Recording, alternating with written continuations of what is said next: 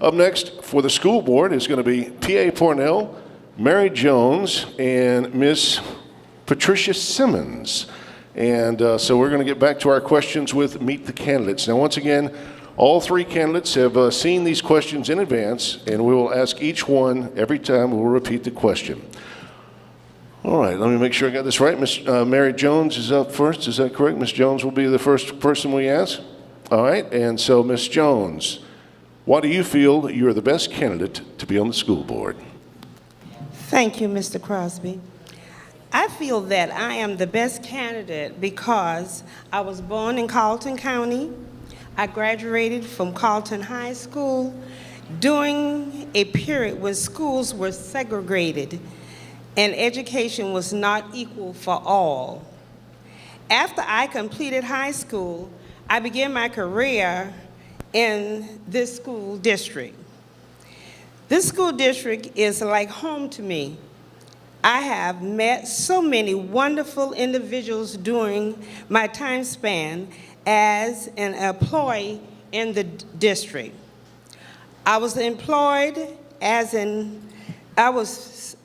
employed with the school district for over 36 years. It is my goal to make sure all students are treated fairly and given the best education to ensure that they become successful citizens in our society. I have a natural love for children and will bend over backwards to help them, any individual that I possibly can. Thank you, Ms. Jones. And once again, we'll have the same question for Mr. Pornell. Mr. Pornell, why do you feel you're the best candidate to be on the school board? Number one, experience.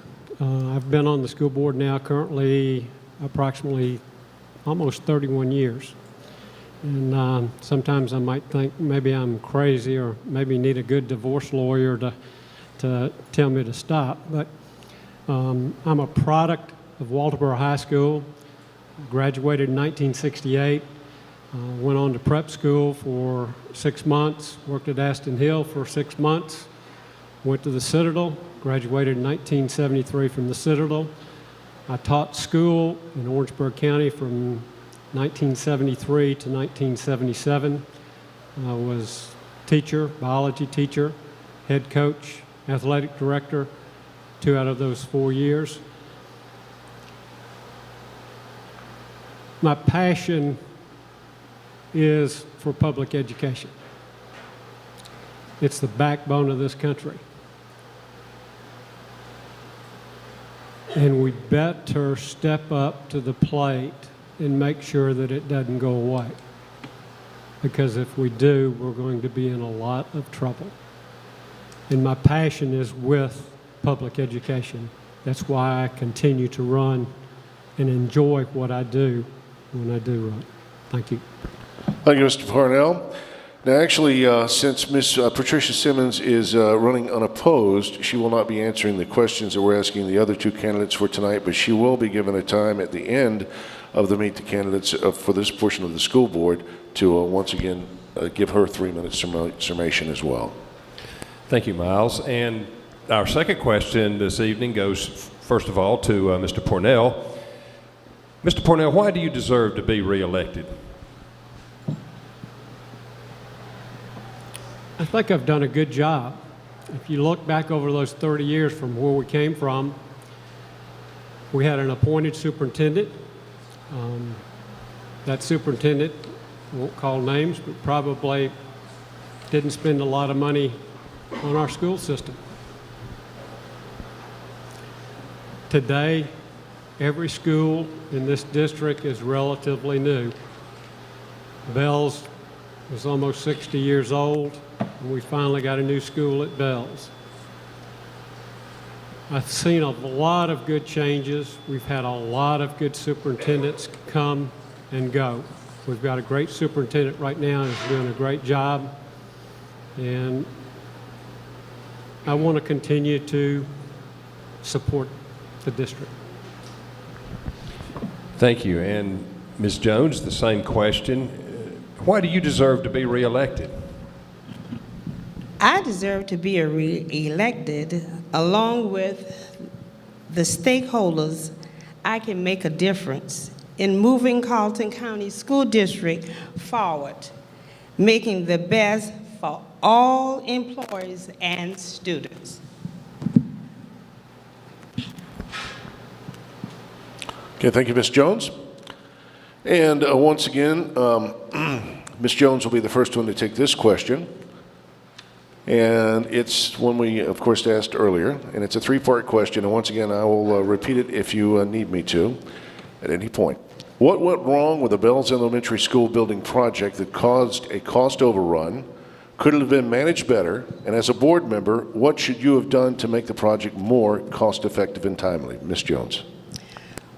Well, first of all, I would like to thank all voters for their support in assisting us in being able to build a new school at Bells.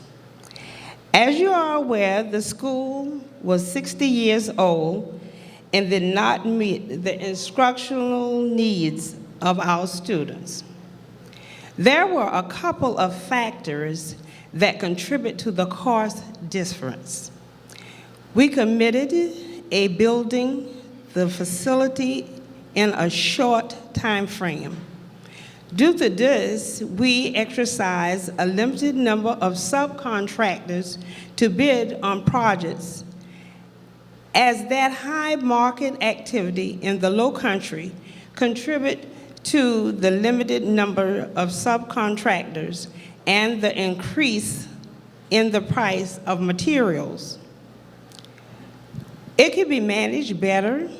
In my role as board chair, I was kept apprised of the project.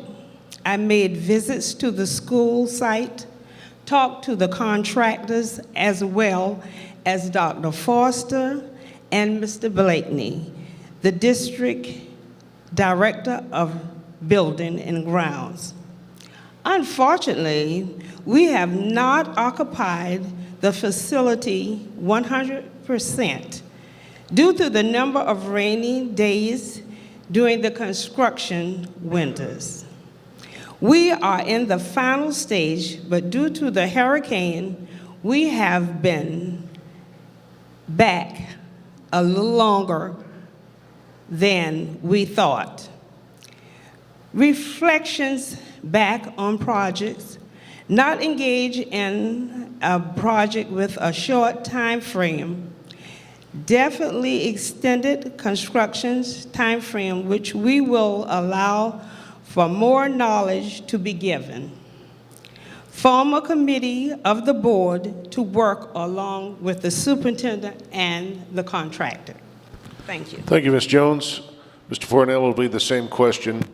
What went wrong with the Bells Elementary School building project that caused a cost overrun? Could it have been managed better? And as a board member, what should you have done to make the project more cost-effective and timely? First of all, I don't think that we did anything wrong. We went through the process. The voters voted overwhelmingly. I think probably the first bond referendum that ever passed in this county to build a new school, overwhelmingly to build it. On the referendum, we said we were going to spend about $7.5 million toward that new school. About $5.5 to $6 million was going to be the construction of it. After we went through the process of hiring an architect and hiring the contract manager, the building was built. The contractor came back with his bid. Of course, it was spoken earlier that there was not a lot of people that bid on the projects. The starting of the pad or the prep came in almost $600,000 more than what had been estimated. So the project, yes, cost us more. But in the bottom line, we had started saving dollars to build that school. And we had extra dollars in our construction management fund to be able to add to what we had to pay. And it didn't cost the taxpayers anything other than what they voted on. So we're going to have a great school out there. Yes, it's taken longer because of the rainy days, but I don't see that we have done or could have done. We could have stopped building it. That's the only thing that I could say that we could have done. And I don't think the people of Colton County would have liked that either. Thank you. Thank you, Mr. Pornell. The next question to you, sir. What can be done to make certain that our schools are safe? I think we do a good job now. There's a lot of things that have taken place within the schools, the fencing around the schools. Most of our schools are safe. The entrances are safe where you have to announce yourself coming into the school buildings. We've also, within our strategic plan, have availability of being able to look forward to other safety factors within the school system. So I think we do a good job. Of course, you can always do things better.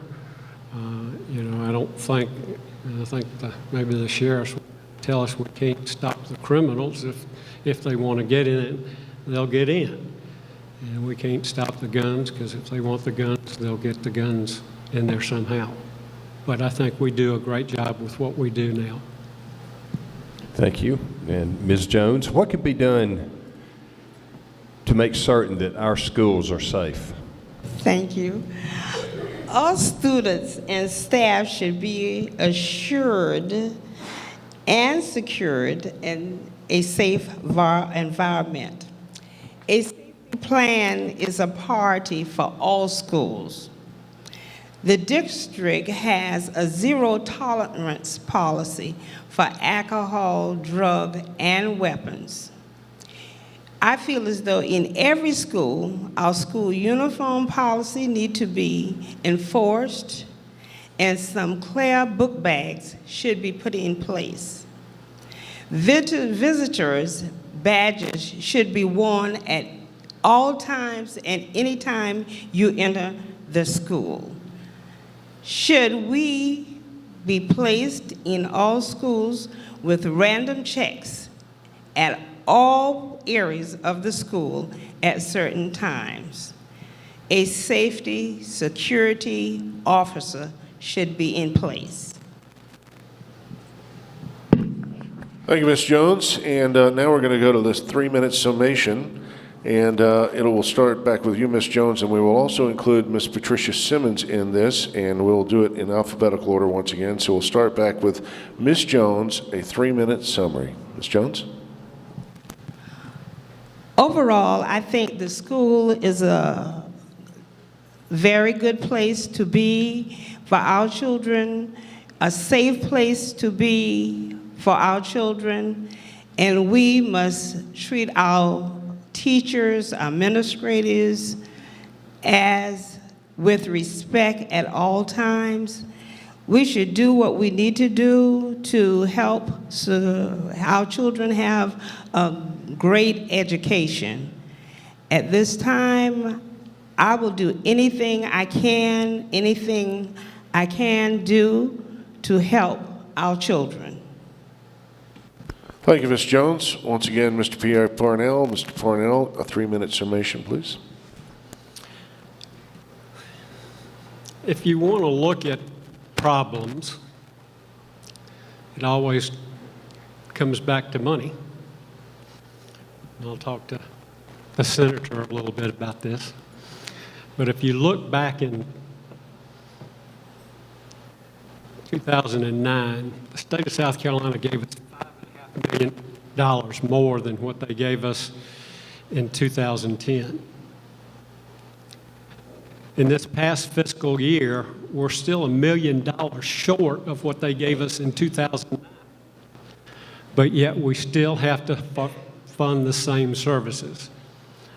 That's an issue. And money is always the issue.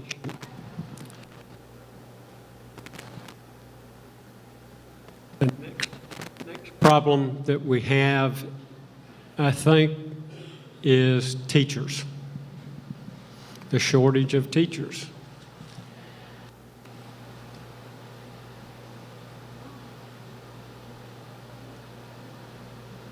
Currently, we have almost 50 teachers that are coming out of Terry. Where are we going to get 50 teachers from if they all decide to leave?